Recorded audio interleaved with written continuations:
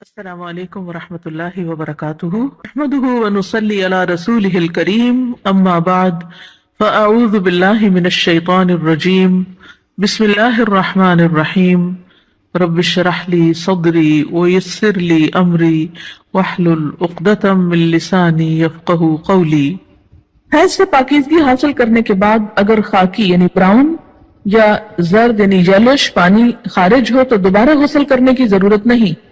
ان ام عطیہ رضی اللہ عنہا قالت كنا لا نعد القدرة والصفرة بعد الطہر شیئا، رواہ ابو داود۔ حضرت ام عطیہ رضی اللہ عنہا فرماتی ہیں حیض سے پاکیزگی حاصل کرنے کے بعد خاکی یا زرد رنگ کے پانی کو ہم کوئی اہمیت نہیں دیتی تھی۔ اسے ابو داود نے روایت کیا، یعنی آپ اپنے مقررہ ایام پر پاک ہو گئی، نہائی، نماز پڑھی، اور پھر کچھ گھنٹے گزرنے کے بعد یوں معلوم ہوا کہ یلوش ڈسچارج پھر ہوا ہے تو اس کو کنسیڈر کرنے کی ضرورت نہیں، اب دوبارہ نہانے کے لیے زحمت نہ کرے۔ حیض سے پاکیزگی حاصل کرنے کے لیے بے جا عجلت اور بے جا تاخیر دونوں سے کام نہیں لینا چاہیے۔ بے جا عجلت کا کیا مطلب ہے کہ انڈیو جلدی، یعنی ہے کب پاک ہوں گی، کہیں نماز نہ چلی جائے، کہیں روزہ نہ چلا جائے، اچھا نہا لی، پھر دیکھا کہ ابھی تو نہیں پاک ہوئے، پھر نماز چھوڑ دی، پھر روزہ توڑ دیا، پھر نہا لیے، تو یہ کھیل نہیں بنانا چاہیے اس کو۔ اسی طرح بے جا تاخیر کے پاک بھی ہو چکے ہیں لیکن نہائی نہیں رہے، محض سستی کے مارے کہ اچھا ایک دو نمازیں اور چھوڑ لیں، آرام کر لیں، تو ایسا نہیں کرنا چاہیے۔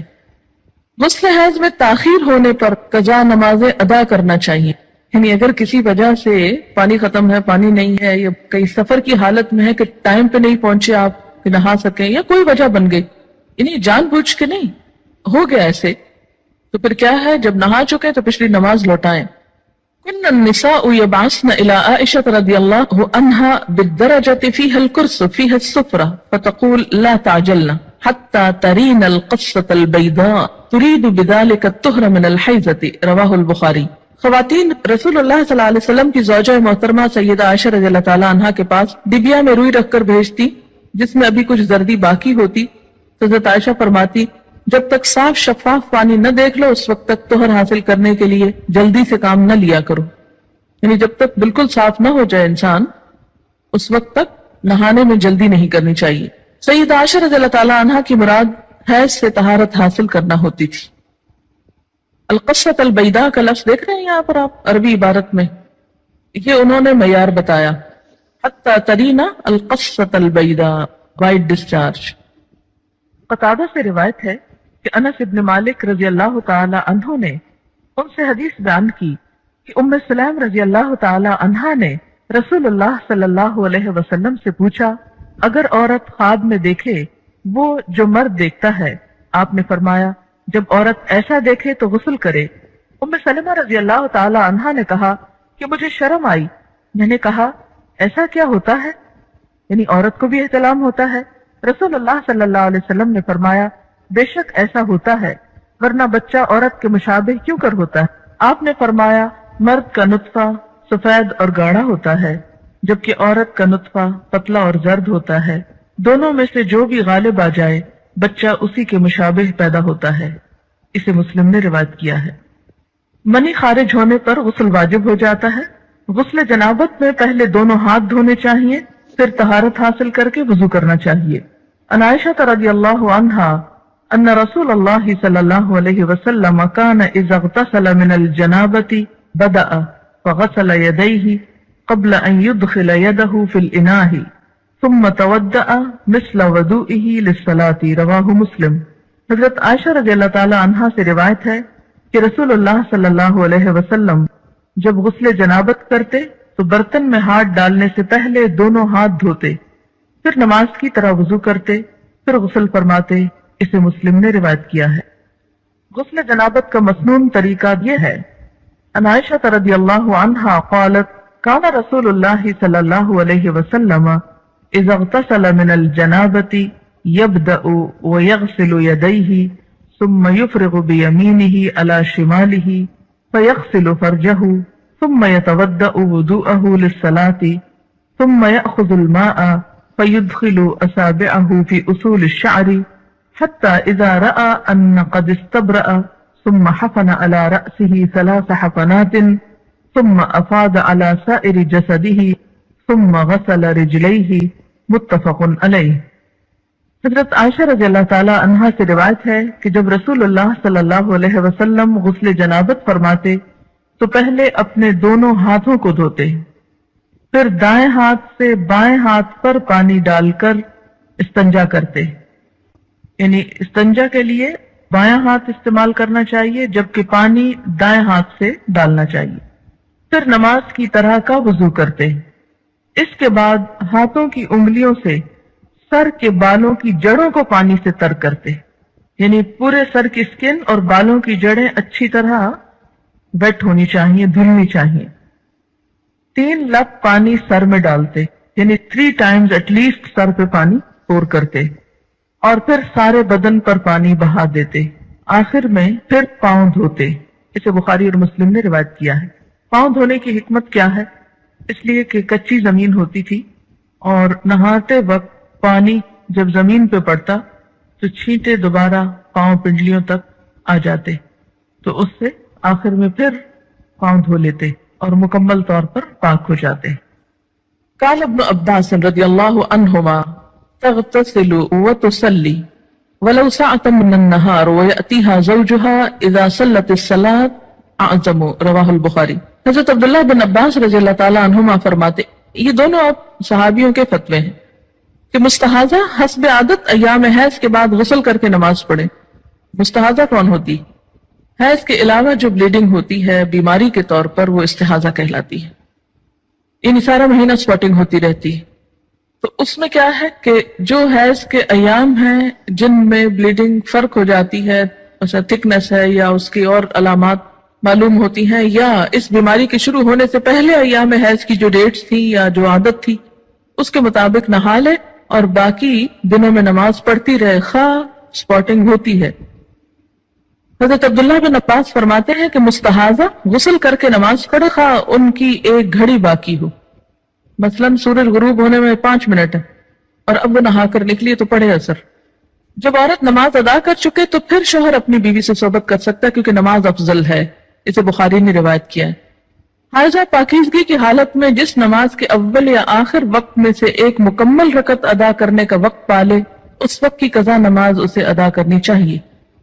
مثلا ظہر کی اذان ہو چکی، آدھا گھنٹہ گزر گیا، آپ نماز پڑھنے جا رہے تھے، پتہ چلا پیریڈز ہو گئے، اب نماز تو نہیں پڑھ سکتے، لیکن چونکہ وقت نماز کا داخل ہو چکا تھا اس لیے یہ نماز آپ کی ذمہ ہو گئی۔ اب جب آپ پاک ہوں گے تو یہ نماز دہرائیں گے۔ یہ پتہ ہے آپ کو پہلے سے؟ یہ دیکھیں اکثریت نہیں بول رہی ہے۔ اس سے اندازہ کریں کہ ہم اپنے دین کے فرائض کو کس حد تک جانتے ہیں اور ہمارے بڑوں نے ہم کو کیا بتایا، اور اگر ایسی باتیں کلاس میں کی جائیں تو پھر یہ شرم و حیا کے خلاف۔ دیکھیں کہ یہ مسائل پڑھائے اس لیے جاتے ہیں کہ انسان فرائض میں کوتاہی نہ کرے، کیونکہ فرائض کی پوچھ ہے قیامت کے دن۔ اور اسی طرح اگر عصر کا وقت مثلا ختم ہونے سے آدھا گھنٹہ پہلے پاکی حاصل کی، اب نہانے میں 20 منٹ لگ گئے، 10 منٹ باقی ہیں، اور جتنی دیر میں مصلی بچھایا مغرب کی نماز ہو گئی۔ بعض اوقات ایسا نا سردی ہوتی ہے، دروازے بند کرتے جائے نماز بچھاتے کرتے ٹائم ہو جاتا ہے۔ حیض اس خون کو کہتے ہیں جو خواتین کو ہر ماہ مقررہ اوقات میں کسی سبب کے بغیر از خود آتا ہے، یعنی ایک فطری طریقہ ہے۔ نفاس وہ خون ہے جو عورت کے رحم سے بچے کی ولادت کے وقت اور اس کے بعد کم و بیش 40 روز تک خارج ہوتا ہے۔ یاد رہے کہ شریعت میں حیض اور نفاس کے احکام ایک جیسے ہیں۔ حیض کے دنوں کی تعداد مقرر نہیں، کسی ماہ کم کسی ماہ زیادہ دن ہو سکتے ہیں، اسی طرح مختلف لوگوں کی عادت مختلف ہو سکتی ہے۔ حضرت عائشہ رضی اللہ تعالی عنہا سے روایت ہے کہ نبی اکرم صلی اللہ علیہ وسلم نے فرمایا، جب حیض آئے تو نماز چھوڑ دو، اور جب ختم ہو جائے تو غسل کر لو اور نماز پڑھو۔ اسے نسائی نے روایت کیا ہے۔ حالت حیض میں عورت کا جسم اور کپڑے دونوں پاک ہوتے ہیں، یعنی جسم، اس میں کوئی بظاہر ناپاکی نہیں ہوتی۔ مثلا ہاتھ پاک ہے، اگر عورت آٹا گوندنا چاہے تو آٹا ہاتھوں سے ناپاک نہیں ہو جائے گا۔ اگر پانی پیے تو اس کا بچا ہوا پانی ناپاک نہیں ہوگا۔ اگر کسی چیز کو چھو لے تو وہ چیز ناپاک نہیں ہوگی۔ جس بستر پہ سوتی ہے اس بستر کو دھونے کی ضرورت نہیں، جو کپڑے پہنتی ہے ان کپڑوں کو دھونے کی ضرورت نہیں۔ الا یہ کہ کوئی ظاہری نجاست ساتھ لگ جائے۔ حیض کی حالت میں عورت کا بوسہ لینا جائز ہے۔ حضرت میمونہ رضی اللہ تعالی عنہا فرماتی ہیں کہ رسول اللہ صلی اللہ علیہ وسلم اپنی ازواج مطہرات سے بوس و کنار فرما لیا کرتے تھے، حالانکہ وہ حالت حیض میں ہوتی۔ اسے مسلم نے روایت کیا ہے۔ حائضہ سے صحبت کرنا منع ہے، یعنی انٹر کورس منع ہے۔ غسل سے پہلے حائضہ سے صحبت کرنا منع ہے، خواہ ایام حیض کی مدت کم ہو یا زیادہ۔ دوران حیض صحبت کرنے کا کفارہ 1 دینار 4 گرام سونا ہے، جبکہ حیض ختم ہونے لیکن غسل سے قبل صحبت کرنے کا کفارہ نصف دینار 2 گرام سونا صدقہ کرنا ہے۔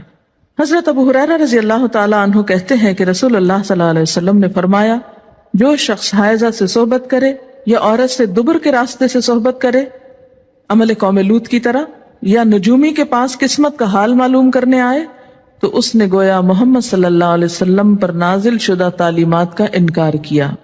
اسے ترمذی نے روایت کیا ہے۔ حضرت عبداللہ بن عباس رضی اللہ تعالی عنہ سے روایت ہے کہ رسول اللہ صلی اللہ علیہ وسلم نے غسل حیض سے قبل اپنی بیوی سے صحبت کرنے والے آدمی کے بارے میں فرمایا کہ وہ 1 دینار 4 گرام سونا یا نصف دینار 2 گرام صدقہ کرے۔ اسے ابو داؤد نے روایت کیا ہے۔ اس سے دراصل عورت کے حقوق کو پروٹیکٹ کیا گیا ہے، کیونکہ عورت اس حالت میں بیماری کے زیادہ قریب ہوتی ہے صحت کی نسبت، اور کئی قسم کی میڈیکل کمپلیکیشنز کا بھی احتمال ہو سکتا ہے دونوں کے لیے، اس لیے منع کیا گیا۔ اور صدقہ اس لیے رکھا جاتا ہے تاکہ انسان اس ڈر سے کہ پیسے جائیں گے، کیونکہ پیسے کا جانا زیادہ تکلیف دہ ہوتا ہے بعض اوقات، یا پینلٹی یا جرمانہ یا فائن کہہ لیں، تو اس لیے یہ ایک طرح سے روکنے کا سبب بنایا گیا۔ حائضہ طواف کے علاوہ باقی سارے مناسک حج ادا کر سکتی ہے۔ باقی مناسک حج کیا ہیں؟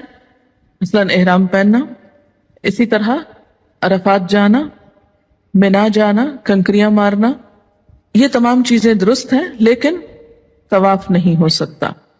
شروع میں صحیح ہو سکتی تھی، لیکن چونکہ اب وہ مسجد کا حصہ ہو گئی ہے، اس لیے صحیح کرنا بھی درست نہیں۔ حائضہ نماز پڑھ سکتی ہے، نہ روزہ رکھ سکتی ہے، یعنی نہ نماز پڑھ سکتی ہے نہ روزہ رکھ سکتی۔ تو اب کتنی چیزیں منع ہو گئی؟ طواف، نماز، روزہ۔ حیض شروع ہوتے ہی روزہ ختم ہو جاتا ہے، خواہ سورج غروب ہونے سے 1 لمحہ ہی پہلے کیوں نہ آئے۔ حیض کی وجہ سے روزہ ختم ہونے کے بعد کھانا پینا جائز ہے، البتہ روزہ کی قضا ضروری ہے۔ حائضہ کے لیے روزہ کی قضا ہے، نماز کی نہیں۔ ہمارے یہاں عام طور پر یہ خیال پایا جاتا ہے نا کہ اگر پیریڈز آ بھی جائیں تو روزہ نہیں توڑنا چاہیے اور کچھ کھانا پینا نہیں چاہیے، اس دن کا ہو جاتا ہے۔ یہ خیال غلط ہے۔ دوسرا یہ کہ یہ کہا جاتا ہے کہ چلیں اگر نہیں کھائے پیئیں گے تو روزے کا ثواب مل جائے گا، ایسی بھی کوئی بات کہیں نہیں لکھی ہوئی۔ جب روزہ ہوا ہی نہیں تو ثواب کائے کا ملا؟ ناپاک حالت میں روزہ رکھنے کا یہ ثواب ہے یا الٹا گناہ ہے؟ یعنی ناپاکی میں کس نے روزہ رکھنے کو کہا؟ اور جب روزہ ہی نہیں تو کھانا پینا کیوں حرام کر لیا اپنے اوپر؟ یہ دین میں خود ساختہ پابندیاں ہیں۔ بہت سے لوگ بسا اوقات عورتوں کو پرووک کرتے ہیں یہ کہہ کر، دیکھو اسلام نے تمہارے ساتھ کیسی زیادتی کی، اور اسلام میں تو عورت کو کوئی حیثیت ہی نہیں دی گئی، اس کے دین میں بھی نقص بتایا گیا۔ تو نقص اور نقصان کمی کے لیے ہے، کسی عیب اور خرابی کے لیے نہیں۔ اب آپ دیکھیے کہ نماز میں تو کمی ہوتی ہے، لیکن اس وقت میں جو تکلیف کی یا اذیت کی کیفیت ہوتی ہے اس کا صلہ بھی ملتا ہے، کیونکہ اللہ تعالیٰ نے لکھ دیا ہے نا یہ۔ تو جو چیز اللہ تعالیٰ کی طرف سے آتی ہے اس پر انسان صبر کرے، جیسے بعضوں کو پین بہت ہے یا کوئی اور ایسی کیفیت ہے، تو یہ ایسے حالات میں صبر کرنا جو ہے وہ اجر کا سبب ہے۔ اگر ادھر سے کمی ہوئی تو ادھر سے بڑھ بھی گیا اجر، ٹھیک ہے۔ دوسری بات یہ کہ کمی سے مراد نمازوں کی تعداد میں کمی ہے، جس کو آپ بعد میں عام حالات میں نفل وغیرہ پڑھ کے بھی پورا کر سکتے ہیں، یا پھر یہ کہ کمی سے مراد اس اعتبار سے کمی بھی ہے کہ ایک مثلا تہجد کی روٹین آپ بناتے ہیں یا نمازوں میں خشوع خضوع کی روٹین بناتے ہیں، ابھی آپ اس حالت میں ہوتے ہیں کہ نماز چھوٹ جاتی ہے، اب کیا ہو گیا؟ نہ صرف یہ کہ وہ چند دن نمازوں کی کمی ہوئی، بلکہ دوبارہ ایک اچھی حالت میں آنے کے لیے، دوبارہ سے نئی عادت بنانے کے لیے پھر ایک مشکل پڑ جاتی۔ تو بعض اوقات لوگ نماز ہی چھوڑ دیتے ہیں، وہ مشکل عادت پڑنے لگتی ہے کہ چھٹی ہو جاتی ہے، اور چھٹی ہوتے ہی پھر چھٹی کر لی جاتی ہے ساتھ۔ تو یہ ایک انسانی نفسیات بھی ہے۔ اس سے پھر دین میں پیچھے رہنے کا اندیشہ ہوتا ہے۔ یہ بتا کے الارم کیا گیا ہے، نہ کہ کوئی عیب بتانا مقصود ہے۔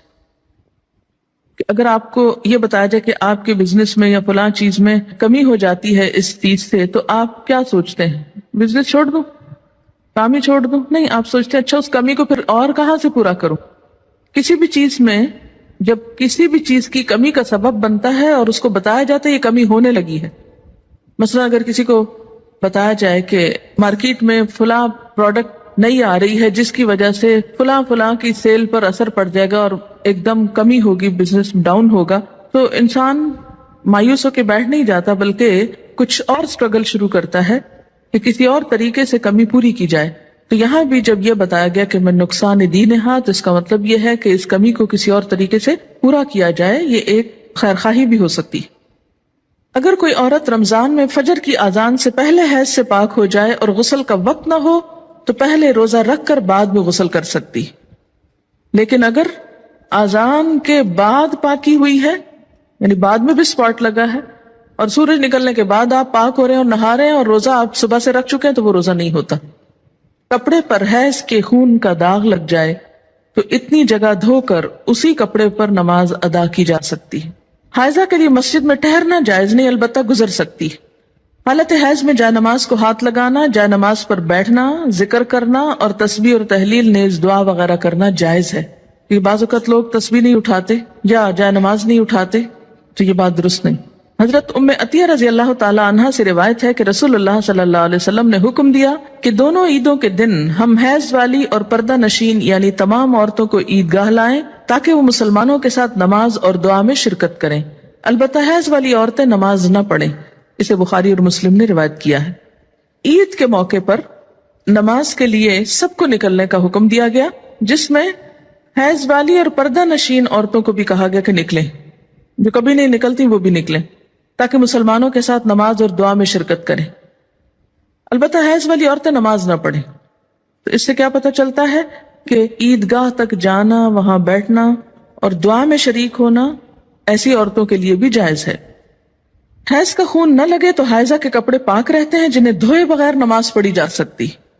حائضہ کا دوپٹہ یا چادر اوڑھ کر دوسری عورت نماز پڑھ سکتی ہے. حیض سے پاکیزگی حاصل کرنے کے بعد اگر خاکی یعنی براؤن یا زرد یعنی یلوش پانی خارج ہو تو دوبارہ غسل کرنے کی ضرورت نہیں. حیض سے پاکیزگی حاصل کرنے کے لیے بے جا عجلت اور بے جا تاخیر دونوں سے کام نہیں لینا چاہیے.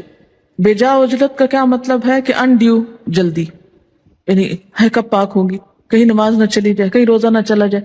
اچھا نہا لی، پھر دیکھا کہ ابھی تو نہیں پاک ہوئے، پھر نماز چھوڑ دی، پھر روزہ توڑ دیا، پھر نہا لیا. تو یہ کھیل نہیں بنانا چاہیے اس کو. اسی طرح بے جا تاخیر کے پاک بھی ہو چکے ہیں لیکن نہائی نہیں رہے، محض سستی کے مارے کہ اچھا ایک دو نمازیں اور چھوڑ لیں، آرام کر لیں، تو ایسا نہیں کرنا چاہیے. غسل حیض میں تاخیر ہونے پر قضا نمازیں ادا کرنا چاہیے. یعنی اگر کسی وجہ سے پانی ختم ہے، پانی نہیں ہے، یا کئی سفر کی حالت میں ہے کہ ٹائم پہ نہیں پہنچے آپ کہ نہا سکیں، یا کوئی وجہ بن گئی، انہیں جان بوجھ کے نہیں ہو گیا ایسے، تو پھر کیا ہے، جب نہا چکے تو پچھلی نماز لوٹائیں. مستحاضہ حسب عادت ایام حیض کے بعد غسل کر کے نماز پڑھیں. مستحاضہ کون ہوتی؟ حیض کے علاوہ جو بلیڈنگ ہوتی ہے بیماری کے طور پر، وہ استحاضہ کہلاتی ہے. یعنی سارا مہینہ سپاٹنگ ہوتی رہتی ہے. تو اس میں کیا ہے کہ جو حیض کے ایام ہیں جن میں بلیڈنگ فرق ہو جاتی ہے، مثلا تھکنس ہے یا اس کی اور علامات معلوم ہوتی ہیں، یا اس بیماری کے شروع ہونے سے پہلے ایام حیض کی جو ڈیٹس تھی یا جو عادت تھی اس کے مطابق نہا لے اور باقی دنوں میں نماز پڑھتی رہے خواہ سپاٹنگ ہوتی ہے. حضرت عبداللہ بن عباس فرماتے ہیں کہ مستحاضہ غسل کر کے نماز پڑھے خواہ ان کی ایک گھڑی باقی ہو. مثلاً سورج غروب ہونے میں 5 منٹ ہے اور اب وہ نہا کر نکلی تو پڑھے اثر. جب عورت نماز ادا کر چکے تو پھر شوہر اپنی بیوی سے صحبت کر سکتا ہے کیونکہ نماز افضل ہے. اسے بخاری نے روایت کیا ہے. حائضہ پاکیزگی کی حالت میں جس نماز کے اول یا آخر وقت میں سے ایک مکمل رکعت ادا کرنے کا وقت پالے اس وقت کی قضا نماز اسے ادا کرنی چاہیے. مثلاً ظہر کی اذان ہو چکی، آدھا گھنٹہ گزر گیا، آپ نماز پڑھنے جا رہے تھے، پتہ چلا پیریڈز ہو گئے، اب نماز تو نہیں پڑھ سکتے، لیکن چونکہ وقت نماز کا داخل ہو چکا تھا اس لیے یہ نماز آپ کی ذمہ ہو گئی. اب جب آپ پاک ہوں گے تو یہ نماز دہرائیں گے. اور اسی طرح اگر عصر کا وقت مثلا ختم ہونے سے آدھا گھنٹہ پہلے پاکی حاصل کی، اب نہانے میں 20 منٹ لگ گئے، 10 منٹ باقی ہیں، اور جتنی دیر میں مصلی بچھایا مغرب کی نماز ہو گئی. بعض اوقات ایسا نا سردی ہوتی ہے، دروازے بند کرتے، جائے نماز بچھاتے کرتے ٹائم ہو جاتا ہے، اتنے میں اذان ہوگی، اب مغرب پڑھ کے کیا کرے؟ عصر قضا پڑھے۔ حائضہ کو مسلسل قرآن پاک کی تلاوت کرنا منع ہے، البتہ ایک ایک آیت توڑ کر پڑھ سکتی ہے، یعنی بیچ میں سانس لے سکتی ہے، اور یہ حدیث نہیں ہے، بہرحال ابراہیم نخعی کا قول ہے۔ حضرت ابراہیم نخعی کہتے ہیں کہ حائضہ قرآن مجید کی ایک آیت پڑھ لے تو کوئی حرج نہیں، اسے بخاری نے روایت کیا ہے۔ یعنی اس معاملے میں علماء اور فقہاء کے درمیان اختلاف ہے، بعض کہتے ہیں کہ آیت میں سانس لے لے بیچ میں، کٹھی نہ پڑھے، اور بعض یہ کہتے ہیں کہ اگر پڑھ لے تو حرج کوئی نہیں ہے، کیونکہ کسی صحیح حدیث میں منع نہیں کیا گیا۔ ایک روایت ملتی ہے مگر وہ ضعیف ہے۔ حائضہ قرآن مجید کو ہاتھ نہ لگائے، اگر پکڑنا ضروری ہے تو کپڑے سے پکڑنا چاہیے، یعنی عربک ٹیکسٹ جو ہے اس کو ٹچ نہیں کریں۔ شوہر کی اجازت سے حیض لانے یا حیض روکنے کی ادویات استعمال کرنا جائز ہے۔ دوران حیض بیوی کو طلاق دینا منع ہے۔